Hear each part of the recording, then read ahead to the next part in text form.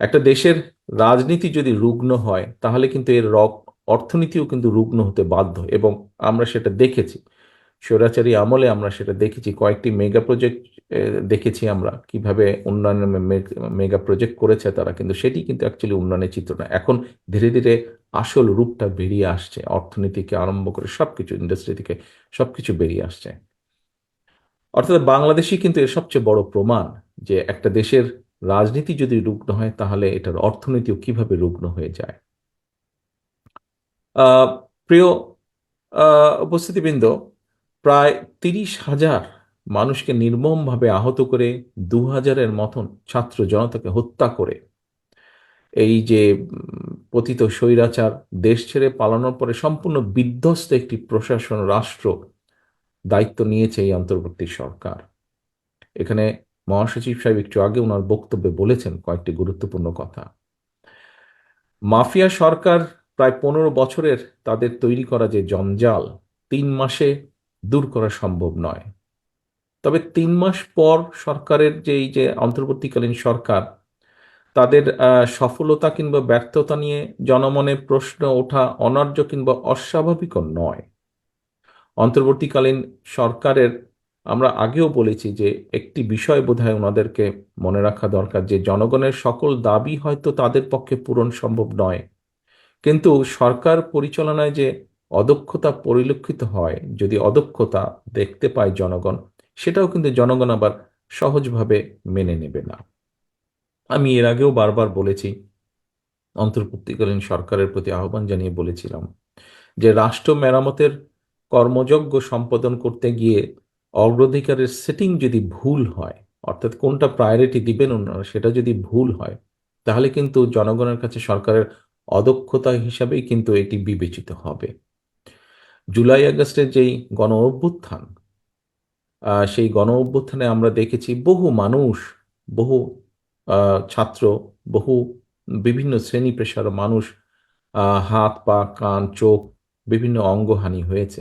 আহতরা সুচিকিৎসার দাবি নিয়ে দুদিন আগে আমরা দেখেছি যে যেভাবে হাসপাতাল থেকে রাজপথে বেরিয়ে এসেছে, এটা কিন্তু সমগ্র দেশের গণতন্ত্র প্রিয় মানুষের জন্য, যারা গণতন্ত্র ভালোবাসেন, মানবাধিকারকে সম্মান করেন, আমাদের বিবেকবান মানুষ যারা, প্রত্যেকটি সাধারণ মানুষের জন্য এটা একটা অত্যন্ত লজ্জাকর দৃশ্য। স্বাভাবিকভাবেই প্রশ্ন উঠতে পারে যে জুলাই আগস্টের ছাত্র জনতা যে বা জনগণের যে গণ অভ্যুত্থান, আহতদের চিকিৎসা নিরাপত্তা কেন অন্তর্বর্তীকালীন সরকারের অগ্রাধিকার লিস্টের নেই, বা থাকলেও কত নম্বরে ছিল।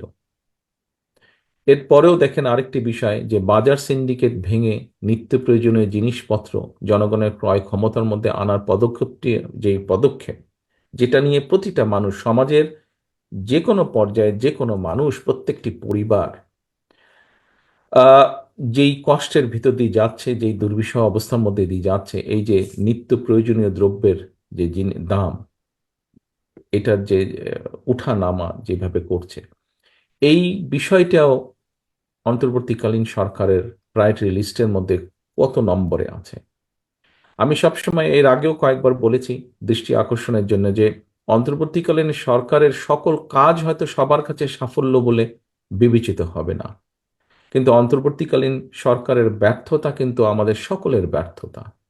গণতন্ত্রকে আমি স্বাধীনতা প্রিয় মানুষের ব্যর্থতা, এই সরকারকে ব্যর্থ করে দিতে যে স্বৈরাচার ছিল, পলাতক যে স্বৈরাচার, তার এবং তাদের দোসররা কিন্তু বসে নেই। সেটা দেশের ভেতরেই হোক বা দেশের বাইরেই হোক, প্রশাসনের ভিতরেই হোক বা বাইরে হোক, ওরা কিন্তু ওত পেতে আছে যে কিভাবে এই অন্তর্বর্তীকালীন সরকারকে ব্যর্থ করে দেওয়া যায়।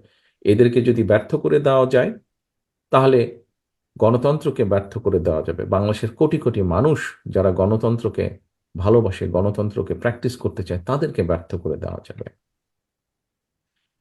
প্রিয় উপস্থিতিবৃন্দ, এইরকম একটা পরিস্থিতিতে অন্তর্বর্তীকালীন সরকারের কিছু কিছু সিদ্ধান্ত মনে হয় তারা জন আকাঙ্ক্ষার, জনগণের যে আকাঙ্ক্ষা সেটার প্রতি ভ্রূক্ষেপ করতে বোধহয় চাইছেন না।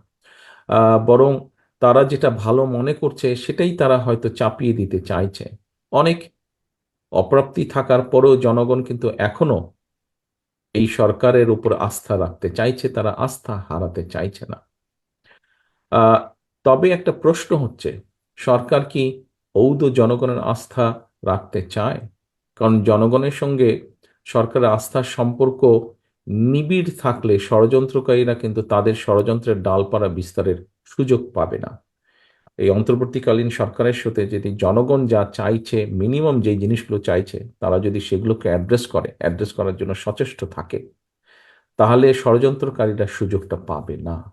একটা কথা প্রায় আমি বলেছি যে জনগণের রাজনৈতিক এবং অর্থনৈতিক ক্ষমতা নিশ্চিত করা যদি না যায়, রাজনৈতিক এবং অর্থনৈতিক এই দুটো ক্ষমতায়ন যদি জনগণের এই দুটো ক্ষমতায়ন যদি নিশ্চিত করা না যায়, তাহলে গণতন্ত্র, উন্নয়ন কিংবা সংস্কার আমরা যত যাই বলছি না কেন, কোনোটাই কিন্তু টেকসই হবে না। একজন নাগরিকের রাজনৈতিক ক্ষমতার প্রধান হাতিয়ার হচ্ছে কিন্তু ভোট প্রয়োগের অধিকার। ভোট প্রয়োগের অধিকার। আজকে আপনারাও এখানে কিন্তু ভোটই প্রয়োগ করেছেন। আমরা একটু আগে, আমি বক্তব্য দেবার আগে, আমরা নতুন সভাপতি এবং সেক্রেটারিকে দেখেছি যারা দায়িত্বপ্রাপ্ত হলেন আগামী দিন জেটাপকে পরিচালনার জন্য। আপনাদের ভোটের মাধ্যমেই হয়েছে, কিন্তু 3,000 মানুষের ভোটের মাধ্যমে হয়েছে। ঠিক একইভাবে জনগণের ভোট প্রয়োগের অধিকার, রাজনৈতিক ক্ষমতায়ন যেটার প্রধান হাতিয়ার হচ্ছে কিন্তু ভোট প্রয়োগের অধিকার। জনগণ ভোট প্রয়োগের যে অধিকার প্রয়োগ করার সুযোগ যদি না পায় জনগণ, রাষ্ট্রের সঙ্গে কিন্তু নাগরিকদের যে একটা সম্পর্ক, অংশীদারিত্ব, সেই সম্পর্কটা কিন্তু সৃষ্টি হয় না। আমরা দেখেছি ইতিমধ্যেই অন্তর্বর্তীকালীন সরকার নির্বাচন কমিশনকে পুনর্গঠনের উদ্যোগ নিয়েছে। আহ, জনগণ আশা করছে যে ইনশাল্লাহ জনগণ একটা নিরপেক্ষ, স্বচ্ছ পরিবেশে নির্ভয় জনগণ ভোট দিতে সক্ষম হবে। জনগণ নির্বাচিত করার সুযোগ পাবে তাদের প্রতিনিধিদেরকে। বিশ্বাসযোগ্য এবং সুনির্দিষ্ট আস্থা পেলে অন্তর্বর্তীকালীন সরকারের সঙ্গে জনগণের আস্থার বন্ধন আরও দৃঢ় হবে বলে আমি বিশ্বাস করি। অর্থাৎ জনগণ যখন বুঝবে যে হ্যাঁ, সত্যিকারভাবে তাদের ভোটের অধিকার প্রতিষ্ঠার জন্য এই অন্তর্বর্তীকালীন সরকার কাজ করছে, স্বাভাবিকভাবেই তাদের সাথে জনগণের সম্পর্কটা দৃঢ় হবে। প্রিয় উপস্থিতিবৃন্দ, আজকে আর কথা বাড়াবো না। আপনারা সকাল থেকে এখানে উপস্থিত আছেন প্রত্যেকে। প্রথম পর্ব আপনাদের শেষ হয়েছে, পরবর্তী পর্ব চলছে এখন। পরবর্তী পর্বের আমি শেষ বক্তা। সংক্ষেপে আমি আমার কিছু বক্তব্য তুলে ধরেছি। দলের মহাসচিব সাহেব এখানে উপস্থিত আছেন, উনি ওনার অবস্থান থেকে ওনার বক্তব্য তুলে ধরেছেন। আরো প্রত্যেক মঞ্চে উপস্থিত স্থায়ী কমিটির সদস্য সহ অন্য নেতৃবৃন্দ তুলে ধরেছেন। আমরা প্রত্যেকেই, আমাদের লক্ষ্য বা উদ্দেশ্য হচ্ছে দেশকে সামনে এগিয়ে নিয়ে যাওয়া, জনগণের যে জীবন যাত্রা একটু বেটার করা, একটু বেটার করা, শিক্ষার্থীদের শিক্ষার ব্যবস্থা বেটার করা, যারা বেকার তাদের যে কোনো ধরনের কর্মসংস্থানের সুযোগ করা, মানুষের চিকিৎসার ব্যবস্থা একটু বেটার করা, নিরাপত্তা একটু বেটার করা। আমরা বিভিন্ন জন বিভিন্ন বক্তব্য বলেছি, বাট আমাদের লক্ষ্য এবং উদ্দেশ্য একটাই।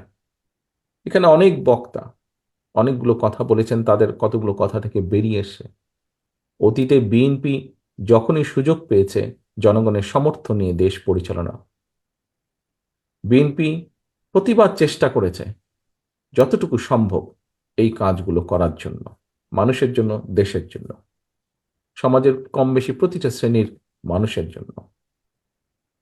আপনারা আজকে যেই সেক্টরগুলোতে কাজ করছেন, আমরা একভাবে মানে এক বাক্যে যদি বলি, টেক্সটাইল সেক্টরে, টেক্সটাইলের বিভিন্ন ক্যাটাগরিজ আছে।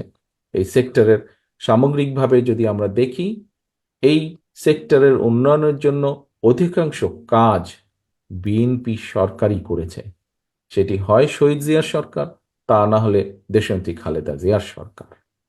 কাজেই তারা দেশের উন্নয়নের জন্য, দেশের মানুষের জন্য যে কাজ করেছেন, ভবিষ্যতে ইনশাল্লাহ বিএনপি সরকার গঠন করলে ভালো সবগুলো কাজের কন্টিনিউশন আমরা রাখবো ইনশাল্লাহ।